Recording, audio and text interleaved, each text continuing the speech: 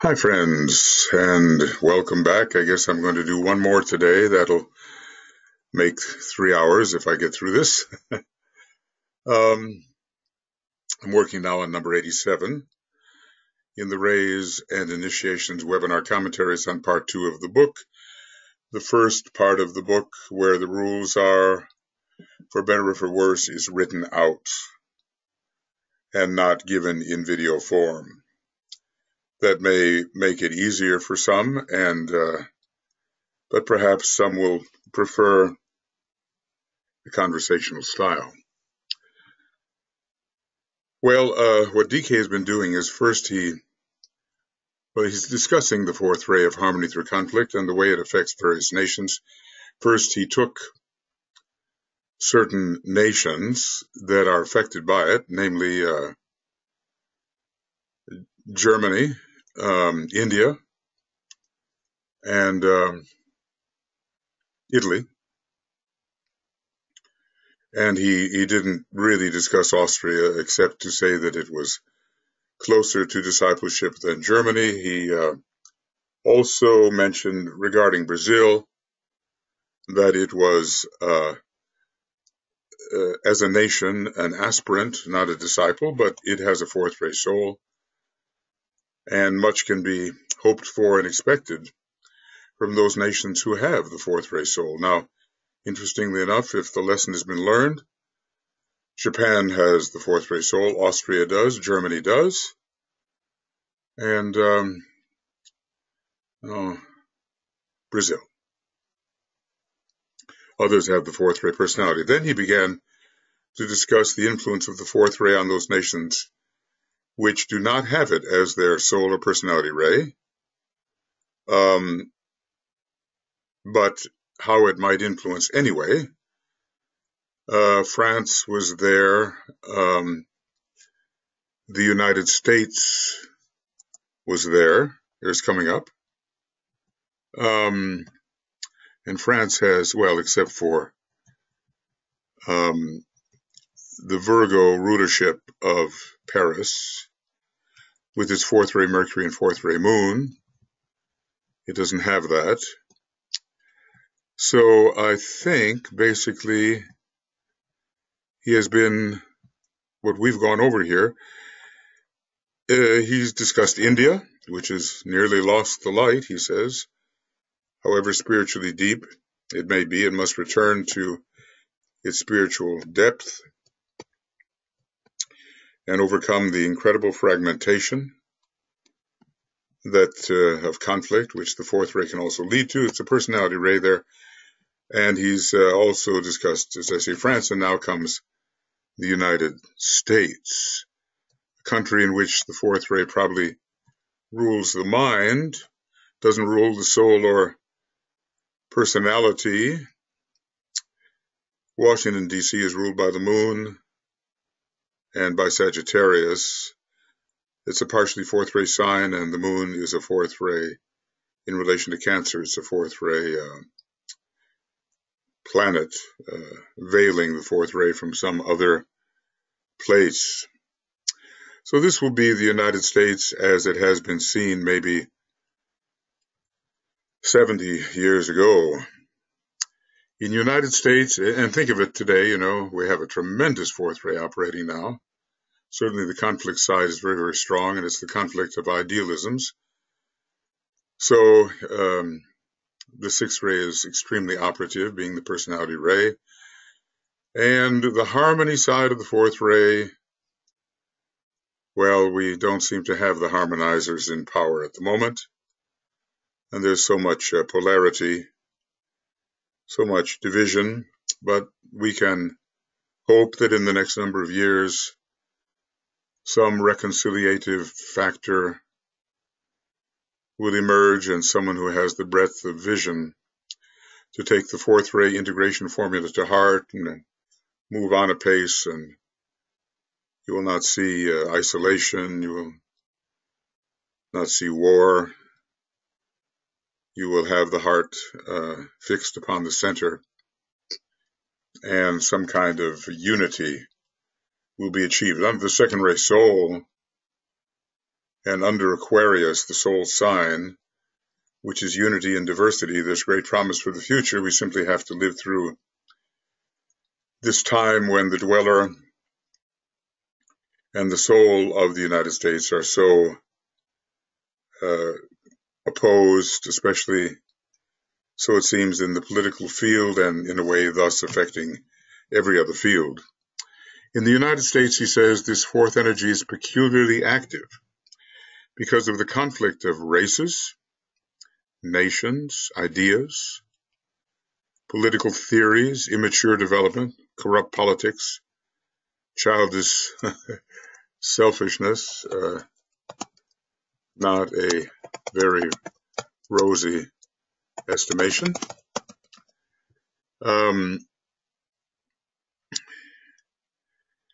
Well, there's so much diversity, and you just have to think about the fact that Gemini rules the personality of the United States. So this conflict of the pairs of opposites and the seeming inability at this time to reconcile them is very strong. I mean, FDR brought many things together, but then the nation was fighting a war and had to bring itself together to play its part in winning that war. And then following the war, all the old tendencies emerged, the reactionary tendencies and the progressive tendencies. So all of these things, this conflict side, is more prevalent among the leaders in the municipalities and in politics than it is among the masses of little people in every state, who are basically sound, though easily misled by their so-called leaders. Again, not real leaders, you know, not real.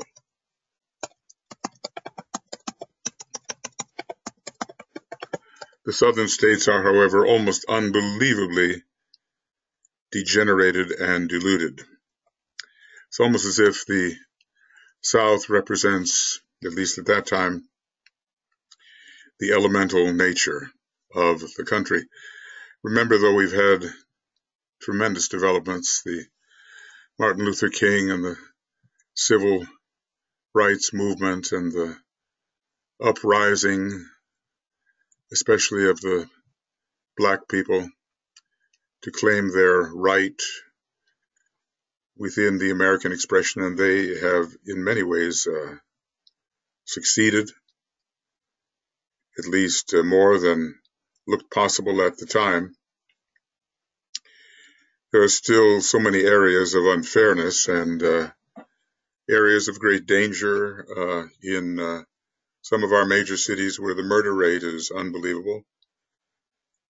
And many people are armed who have no business carrying guns. But okay, that's another conflict between the sixth ray and the second ray of the country, hopefully before long mediated by a harmony-tending fourth ray. The southern states were, however, almost unbelievably degenerated and deluded. Remember, they staged a great rebellion for the old way of keeping the slaves, and I wonder if thinking economically as they did, I wonder if realizing the inconsistency of the principles of America when contrasted with slavery. It was a purely selfish economic decision, which was overcome, at least on the ground, not necessarily in the hearts of all. And today we still see white supremacists fighting the old Civil War battle. Remember, always, as we look at these various nations dispassionately, in the spirit of clear examination, using the fifth ray and quieting the emotions in our passions for this or that bias, remember always that we are concerned with the same trends and ideas which are to be found in each individual aspirant. The conflict of ingrained personality habits and thoughts and faults with a steadily increasing soul pressure. Under Vulcan, I might say, although all the sacred planets can be used, but when we're dealing with pressure, we're dealing with this quality of imposition which comes from a planet of spiritual will, namely Vulcan. The pressure of the soul to see the personality more aligned with it. The United States, though one of the younger nations, is owing to the many racial types represented one of the oldest. Interesting, because not only racially but culturally, the different types are there.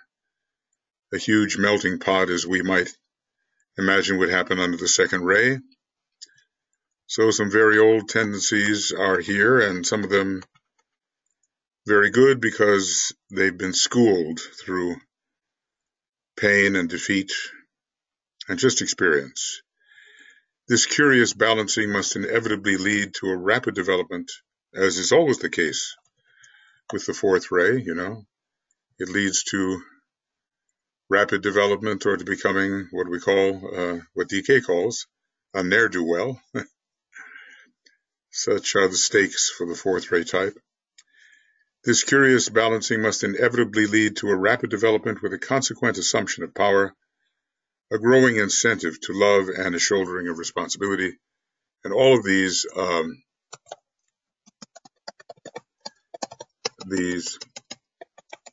being signs of a growing maturity, which the United States sorely needs. It's been through a lot. DK promises a fair measure of suffering for that great people, that great nation. And, you kind of wonder, have we experienced that suffering? I would say not entirely. Suffering will oftentimes unify people. The community of suffering will bring them together, and we still have incredible polarities between those who represent sub-diaphragmatic values and those more enlightened types who represent super-diaphragmatic values, the chakras above the diaphragm. The conflict in the United States between a love of freedom, that's Aquarius from one perspective, Uranus, which amounts almost to irresponsibility and license. It's demonstrated at this time by those who represent the red states, Mars, the sixth ray, individualism, non-responsibility for the other, and a growing humanitarian ideology which will result in world service and non-separateness. Again, it's Aquarius, but it's the second ray. And it's that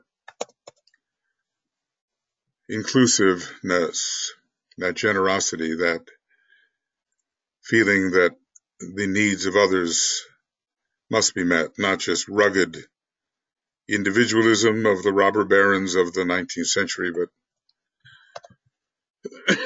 something greater,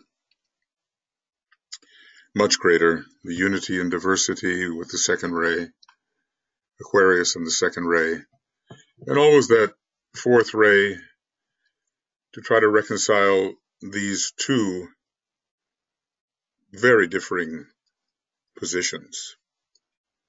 You sometimes wonder how the red and the blue, as they have been recently depicted, the red of Mars and the blue of Jupiter, the blue of the heart center, the red of the solar plexus, how they can really be reconciled. But they will have to be. And oftentimes it's a common enemy, either within or without, which, environmental,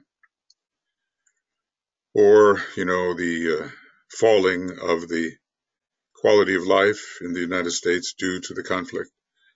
These things will bring about the necessary realization of the need for unification.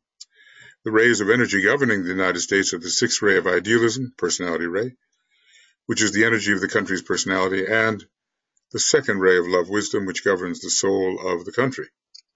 We're really on the soft line in the U.S., and if you're looking for the hardline rays, well, not much in Gemini.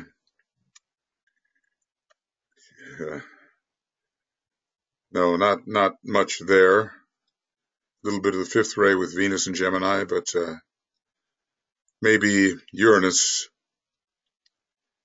being the seventh ray, first ray planet in relation to the soul sign Aquarius. Not much of the first ray. Not much of the hard line.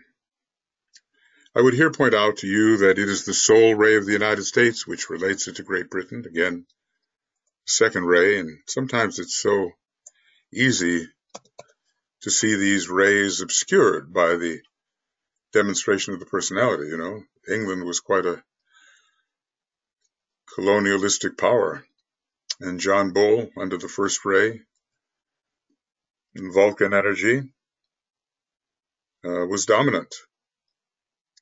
But of course, England under Gemini built this tremendous Commonwealth network, England, UK, which related diverse nations which had been colonized into a Commonwealth, into an economic relationship which was beneficial to all, and in which the laws of England, I suppose in some ways inherited from Rome, where many incarnated Romans lived, that is in England, or in the UK, where those good laws, the rule of law, prevailed.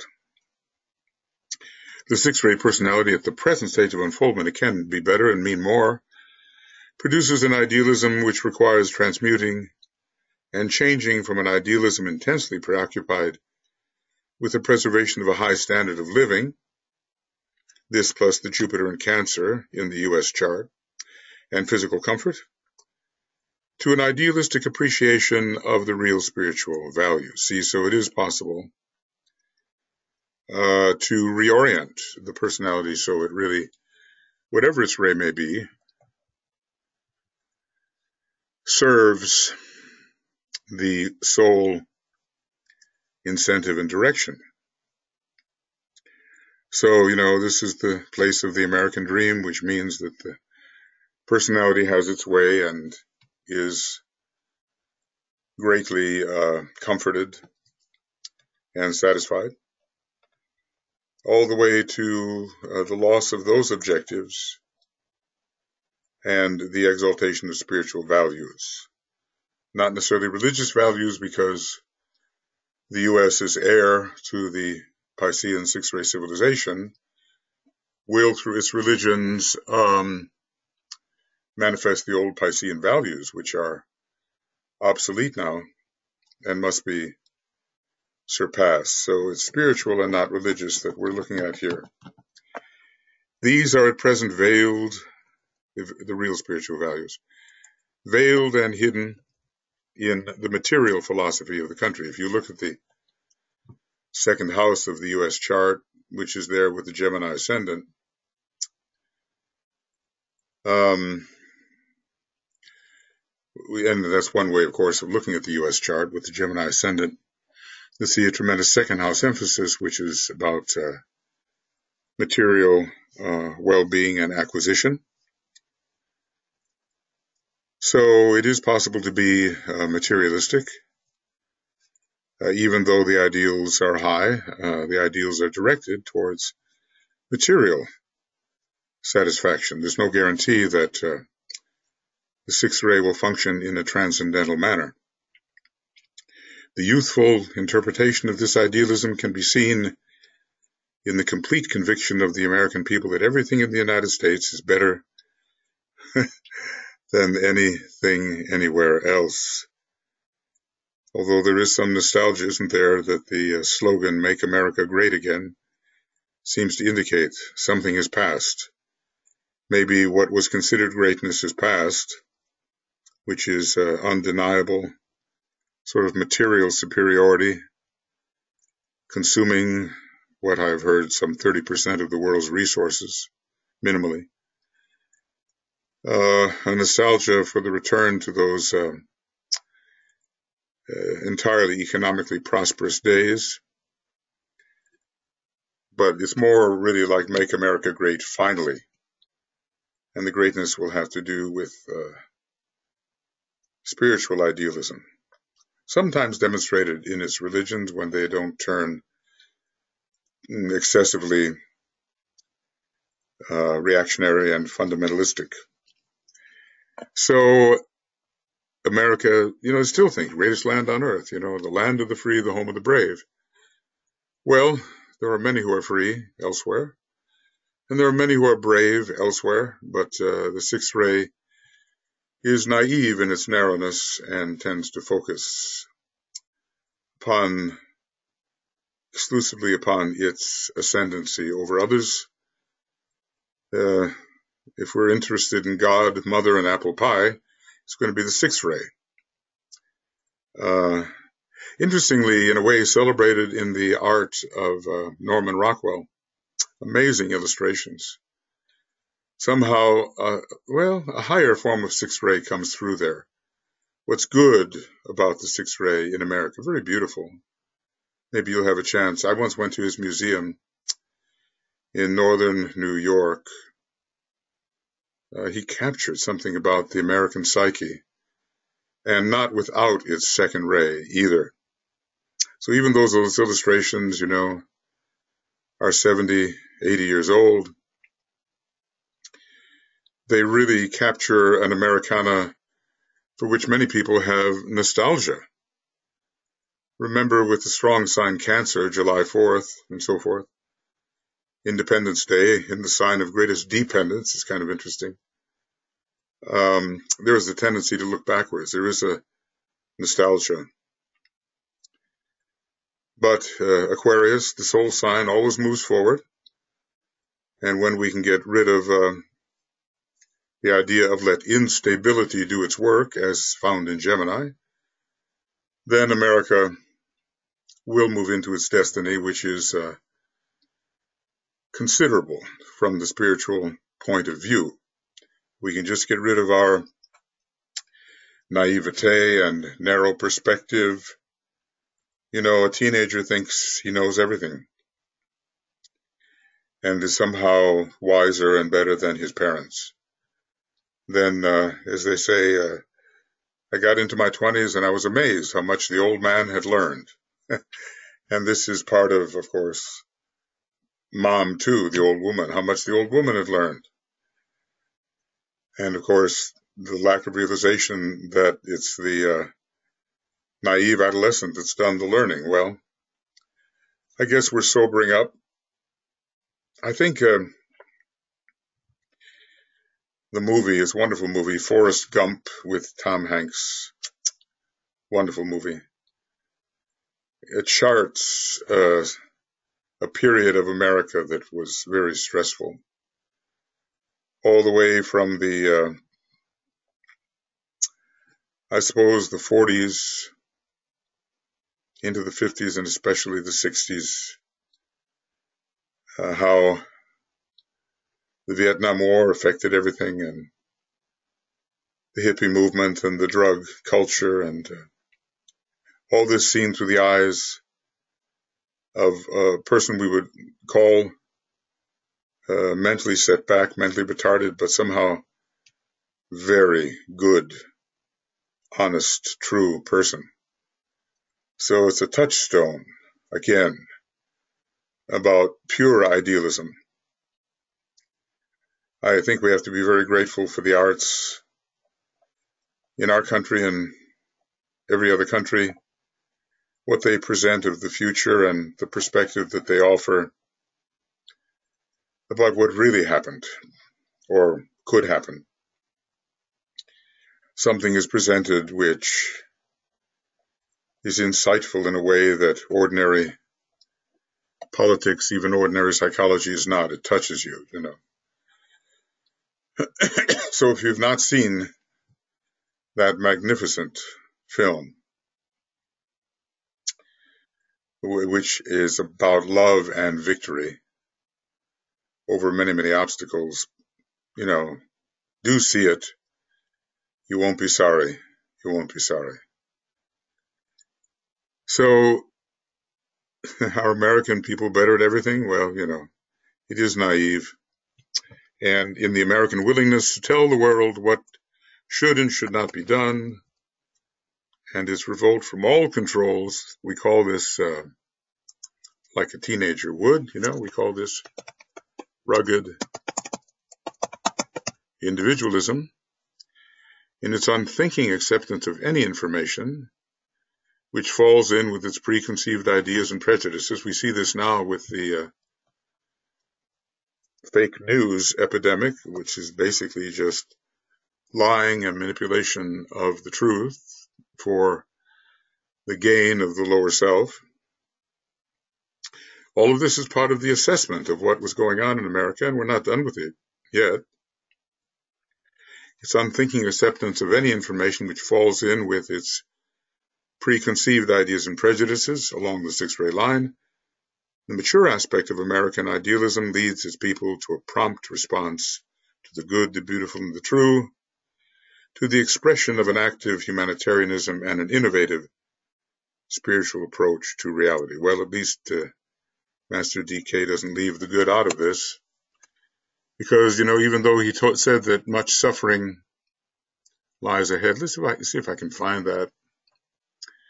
I'm always misquoting it just a little bit, just enough to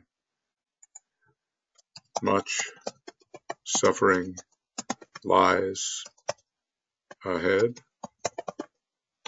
Much suffering lies. Great. Maybe we'll find it there.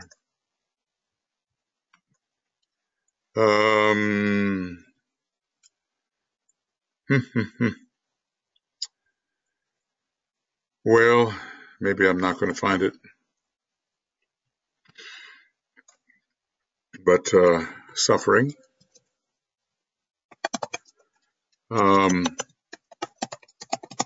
Suffering people.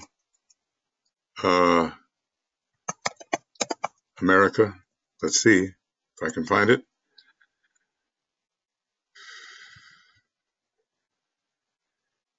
Well, maybe you just have to take my word for it. Suffering ahead. Hate to lose a reference.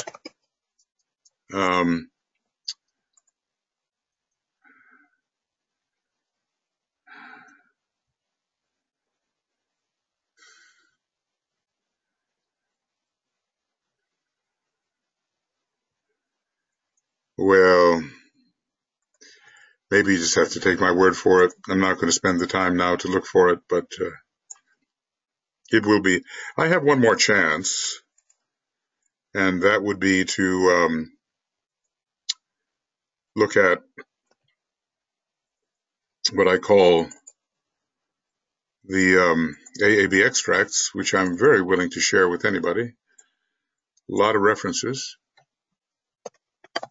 Suffering.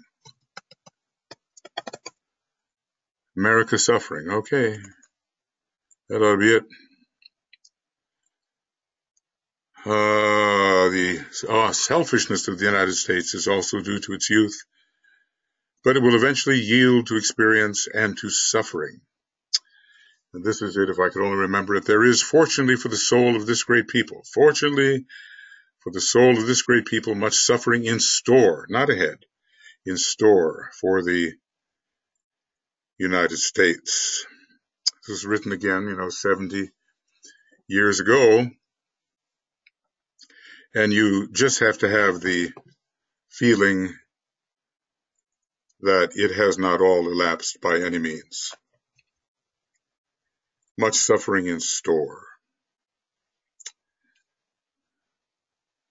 Well, we have to be as realistic as possible about who we are and what we actually are experiencing, and our quality and learned co-measurement, which is seeing things in a disinterested, proportional manner without personal biases. It is interesting to note the unusual alignment of ray energies to be found at this time in the United States. Like I said, go to the Destiny of the Nations if you really want to see how to do an astrological chart in an esoteric manner. All those things should be listed. You know, when I think, let's just say a person, I'll use myself as an example. If I have an Aries sun, I've got to consider the first and seventh ray. In relation to the personality, I have to consider Mars, sixth ray, Mercury, fourth ray, Uranus, seventh ray. All those things, you know. Seventh ray may not be much present, but I have to consider them coming in astrologically. When it comes to Cancer, I have to consider the third and seventh rays. And the moon, fourth ray, and Neptune, sixth ray. Adding these all up, you know, in addition to the ray chart. So he gives a very complete way of esoterically interpreting the chart when he deals with,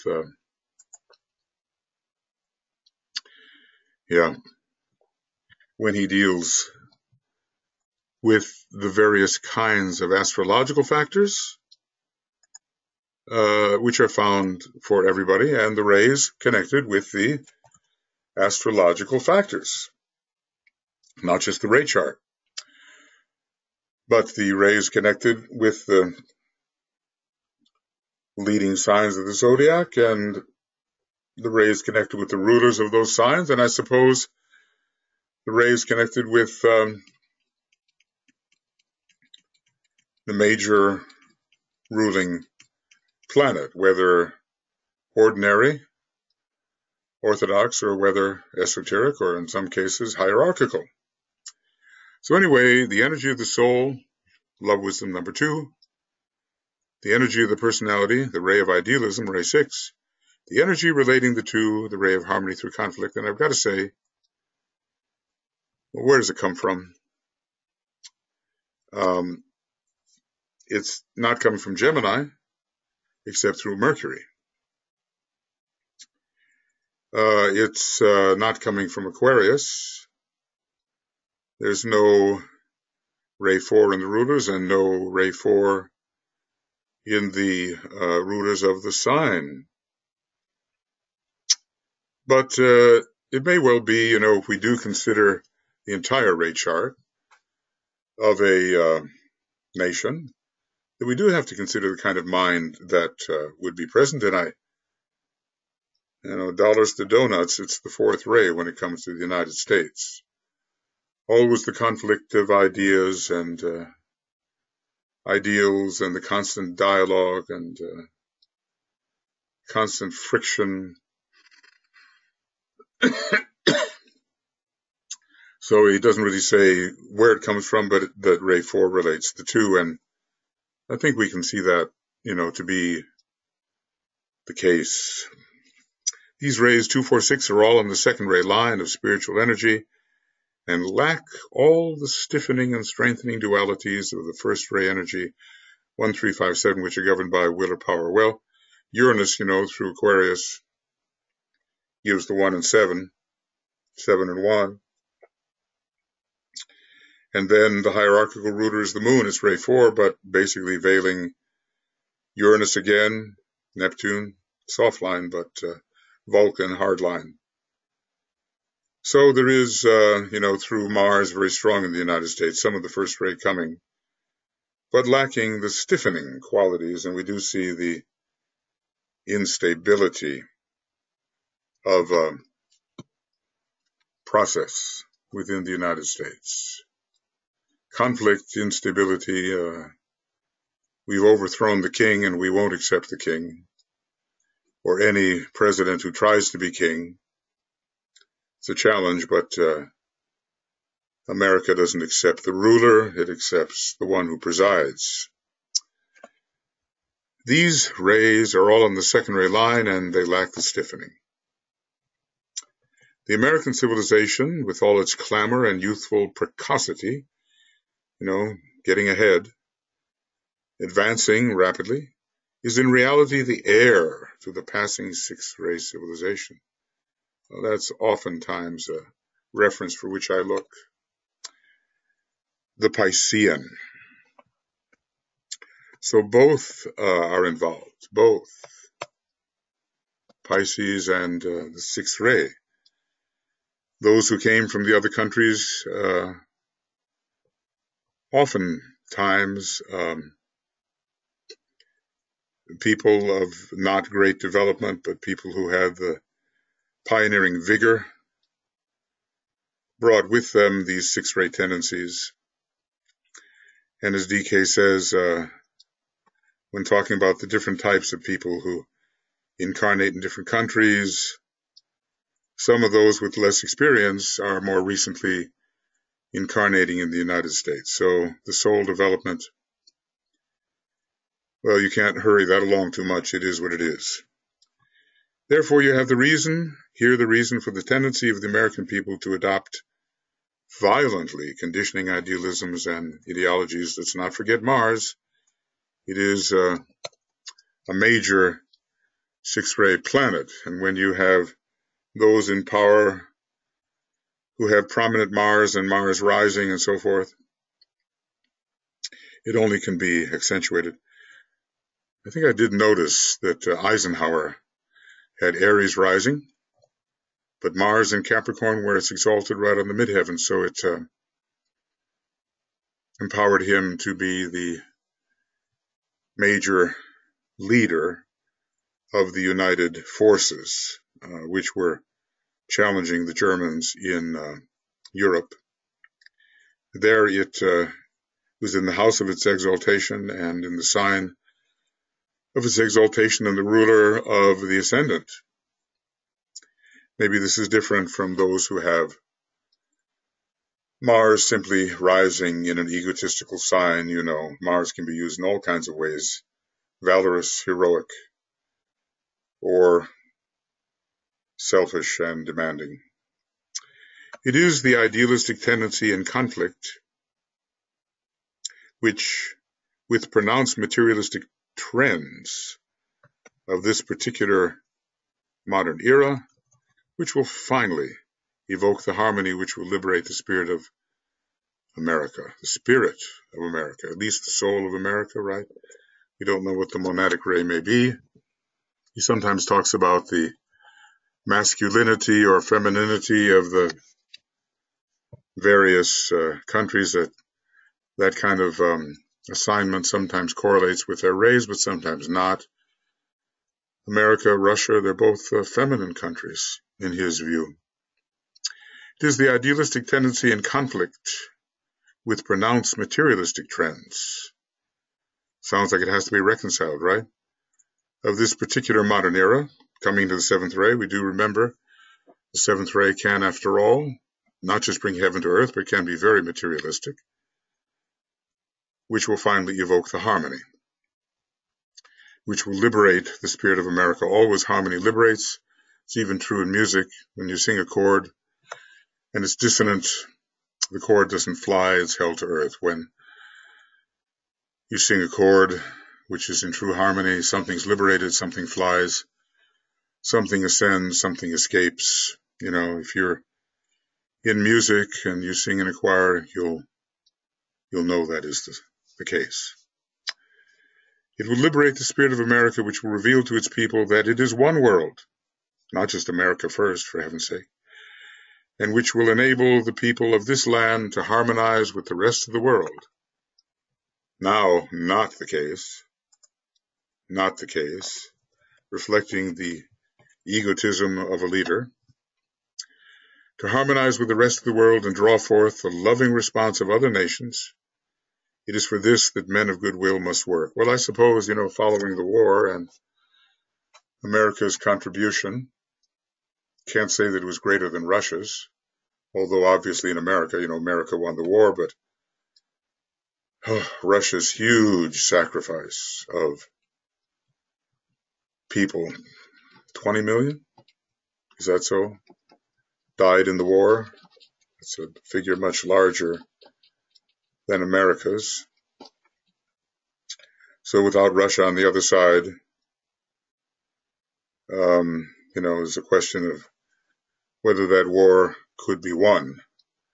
Of course, Russia thinks Russia won the war, being a sixth-rate personality, just as the U.S. is sixth-rate personality, tending to emphasize its own excellence and short-sightedly overlooking the excellence of others. So men of goodwill must work for this harmonization. Now, obviously, when you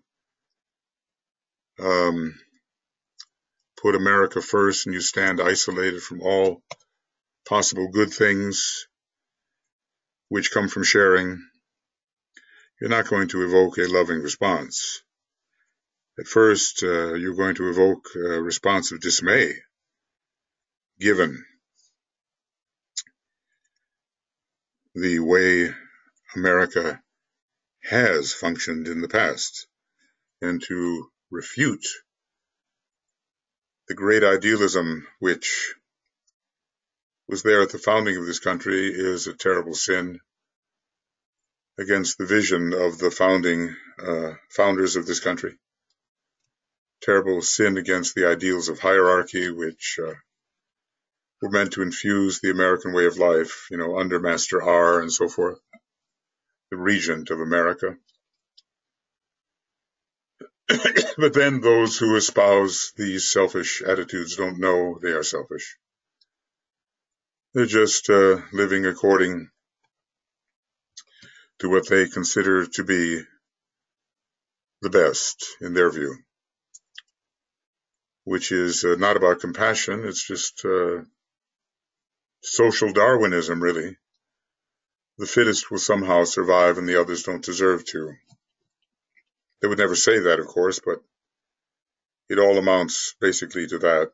We don't need to take care of those who can't really fend for themselves. We need to look out for ourselves. And meanwhile, under the Calvinistic doctrine, grab all we can for ourselves of material goods, proving that we are spiritual.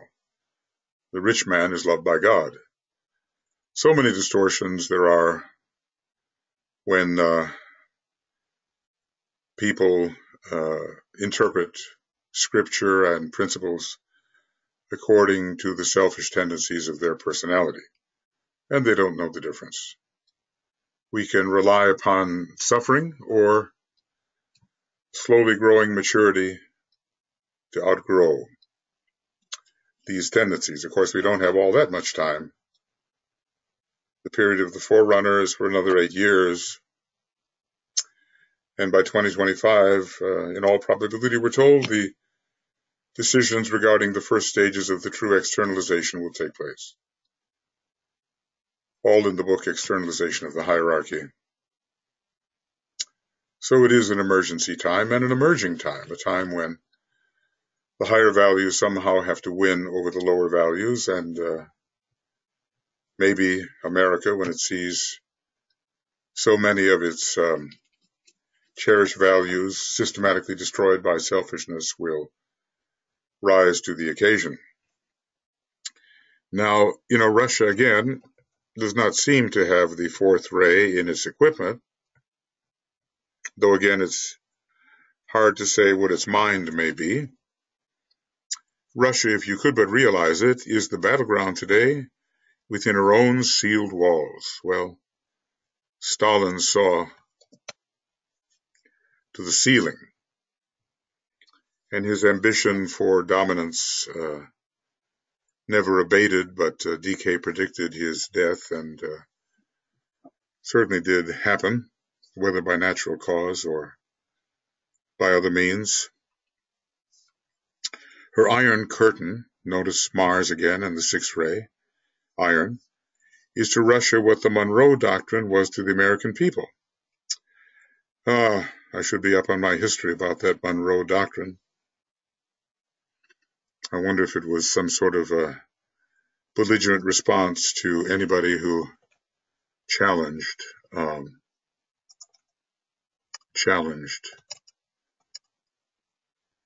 that the ascendancy of the United States. Let's see if we can quickly find it. Read about it in history, of course, but didn't make a sufficient impression, I guess. Monroe Doctrine definition. Principle of U.S. policy originated by President James Monroe that any intervention by external powers in the politics of Americas is a potentially hostile act against the U.S. Well, there's that wall, and of course, whatever the Monroe Doctrine evolved into, I think we would find the tampering with our voting process at the present time an example of where the Monroe Doctrine would be applied. So her Iron Curtain is to Russia what the Monroe Doctrine was to the American people in connection with all the three great powers, these powers which have in their hands the welfare of humanity, as DK has said elsewhere, the USSR, now simply Russia, the USA and UK. Certain major conflicts are being specifically precipitated, and these will fundamentally affect the destiny of humanity. All of them are the scene of great social experiment. Two of them are perhaps melting pots. Well, all of them are in a way. The number of races included, even now in England or UK, and heretofore in the United States and Russia, are many. Races, tendencies, cultures. These three nations constitute the 3 points of a most potent world triangle of energy, and once there is a free circulation and a true understanding established between them, then world peace will be assured and the Christ can come. Well, there is one of those statements about when the Christ can come. We must look to look to these three countries and the circulation of force in the right way to see when the Christ can reappear. So that's something to think about. So obviously the improvement of relations with Russia and, of course, of the UK with Russia. I think, generally speaking, the United States and the UK have, though with ups and downs, pretty good relations. Anyway, when will Christ come? Well, many are the requirements, but one of them now is the better relationship between these three pivotal nations. This understanding and this free harmony, if I may use such a term, not an imposed, apparent harmony, where harmony appears to exist, but only because of imposition, will come as the result of each of these, the three nations, arriving at a real measure of internal harmony as a result of their own particular conflict, and then moving forward in an effort to harmonize with each other. Okay, so interior harmony first, and then harmony amongst themselves. Very revelatory, wouldn't you say? When will the Christ come? Well, one of the things you'll be looking for is the free flow of energy between these nations. And a real harmony, not an imposed, fearful situation in which one dares not harmonize, you know. In some countries, maybe China of old, you didn't dare to be dissident. And in Russia of old, if you were disagreeing, you were called a dissident, and you were violating the public harmony. It was enforced. It wasn't a real harmony based upon the true quality of the individuals and groups involved. Russia has the same personality ray as the United States, and her seventh ray soul, conditioned by the ray of order, is closely related to the personality ray of Great Britain. That's the first, but also to the ray of London, the first ray of will or power. The will aspect of divinity works out on the physical plane as the seventh ray of order or of conformity to the inner divine will. Well, right now it's been, or it used to be, in Stalin's day, conformity to the will of the dictator. Much evolution has occurred, and I think Gorbachev, although he was not well loved in his country, and many are trying to recapture what he apparently gave away, Gorbachev was responsible for reorientation towards the divine will and not just the will of a dictator. The interior problem of the USSR is the conflict raging between the imposed, arrogant will of a handful of powerful dictators and the fluid, unstable, ignorant reaction of the people for whom the truth is constantly withheld. There's a strange relation of the seventh ray to the truth. What is that thing that says that the seventh ray has the ability to sit on the fence until the selfish values emerge? And there's oftentimes some kind of manipulative distortion going on there, just the way we have now. I mean, if you're a good spy, you know what to deny and what to admit. And we have so much spying for advantage between, let's say, the United States and Russia, probably between England and Russia, and who knows, even friends spy upon each other. But the people are not, were not at that time, well educated. I think something has been improved there. But they're given false information, Let's just say, let's see if I have this correct. Propaganda.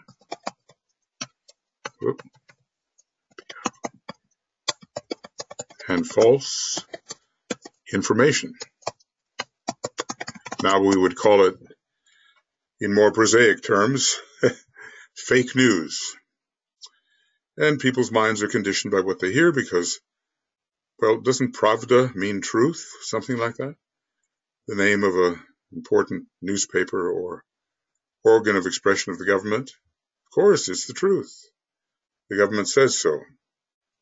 And people in all these countries little suspect how they can be manipulated by the government and by selfish interests and the press that is owned by selfish interests.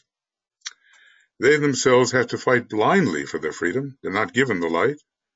And the seventh ray, of course, is the most material of the rays from one perspective and the place where light is least apparent until we get into the etheric aspect of the seventh ray.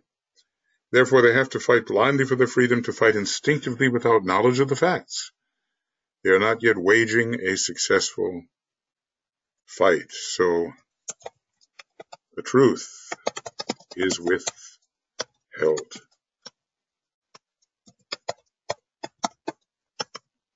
And we could say, here in America, we have the truth. But, these newspapers and news feeds are owned by people with particular idealisms, and they push their point of view, no question about it. So, if you pick up the Huffington Post, you get the unabashedly liberal stance. You go to the Drudge Report, it's unabashedly reactionary conservative. Maybe in the middle there are some less glamorous news feeds from ABC or NBC or so forth. Then there's the lunatic fringe on the far side. And, what is true? What is true? Always the owners have a bias. And reporting truthfully, factually. Remember, we're living now, apparently, in a post-factual civilization. Facts don't matter. Your own desire for what shall be factual is what matters. And you assert your own facts, and you get alternative facts, of which there can be no such thing. There can be alternative theories, but a fact is a fact. It is as it is. The point, however, which is of major importance to us, is the recognition that each of these three nations is distinguished by a similarity of problem, conflict, within a melting pot. Even England now, due to the post-colonial reaction, is an amazing collection from different cultures with sustained alternative idealisms, which all have to be harmonized. And there's not a whole lot of that fourth ray there to harmonize it, but there's plenty of the second ray, which can unify, and plenty of justice. So we have hope about this. Each of them is a battleground which is leading to the formation of a triangle of relationship brought about the principle of conflict. So conflict will bring harmony between the three. We have to have faith in the distress of presently noticed conflict. Somehow harmony will emerge from all this, and we cannot lose faith in the midst of what seems to be very dire circumstances. The similarity of problems consists in the fact that each of these three nations is essentially composite in nature and is formed by an amalgamation of many nations of many people speaking many different languages, and is consequently staging a great experiment in fusion. Well, you know, maybe when the UK was extremely extensive, this was so.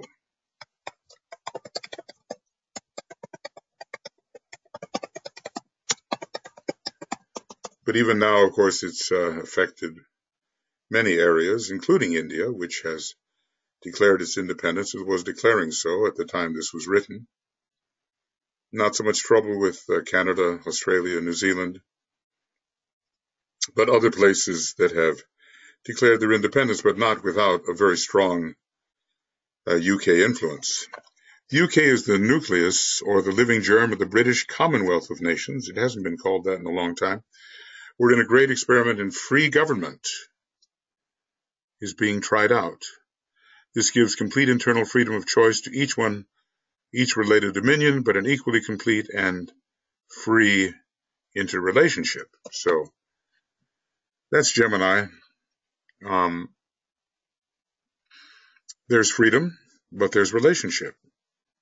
And of course, the first ray of London as a planetary center in its constructive aspect is here demonstrated. The dominions are all of them independent nations, but belong to a united commonwealth. The pattern is thereby presented for world consideration. This is real cooperation, economic especially. The USA is a fusing center wherein all nationalities are represented and are being slowly blended into a miniature one humanity. Such an interesting idea. A great experiment in right relationships is being undertaken, is making real progress. Certainly after this was written, a lot of progress has been made, although there are reactionary elements now, racists, supremacists, and so forth, fearful. A culture and a civilization will emerge which will be the result of right human relations and which can provide a world pattern of relationships. This we might expect from a second-rate country with a strong rays along the 246 line. I refer here to the presentation of democracy. There is nothing satisfactory yet in the presentation of the dreamed of democracy. France and Great Britain are equally democratic and more successful because more mature and experienced But the melting pot of the USA will provide eventually the outstanding experiment in right relations because of the many races and nationalities, all blended together within the borders of one country. And eventually, he tells us in the sixth root race, even the form of the race will be more uniform in appearance. So even the form will be affected by this melting pot effect that may be, of course, far ahead. The USSR is also seeking to blend and unite into one great national project, many diverse nations and races, European and Asiatic, and the effort is still embryonic. You wonder how this is going now that the USSR has been dissolved, but Russia is still the main influence. In Russia, a world ideology is being wrought out, which, when proven, can be presented to the world as a model system. So each of these three has its definite contribution. Along maybe three different ray lines. What has he said? Monarchy, ray 1, democracy, ray 2, communism, ray 3. Do we even have communism anymore in Russia? He said it could turn into the world's greatest capitalistic system. Let's see. This, however, will not come as a result of dictatorship, nor can it be presented aggressively to the world under the Leo personality, as Stalin would have done and did. Russia is in reality, whether she realizes it or not at present, undertaking a great experiment in education. And in spite of the evil methods and sinning of against the soul of human freedom, eventually this educational process will prove convincing to the world and provide a world model. I was in Russia in 1990 or 91, I forget exactly. I talked about this. I got a huge laugh from the audience. This was so far into the future, and obviously the educational system at the time was not desirable. It was indoctrinating in many respects. And, you present the master's ideas. I did my best to say where this thought comes from and that it describes the future. This can only take place when the present group of dictators and arrogant men have passed away or been forced out of power by an awakening people. Well, let's just say, there are no more Berias and there are no more Stalins.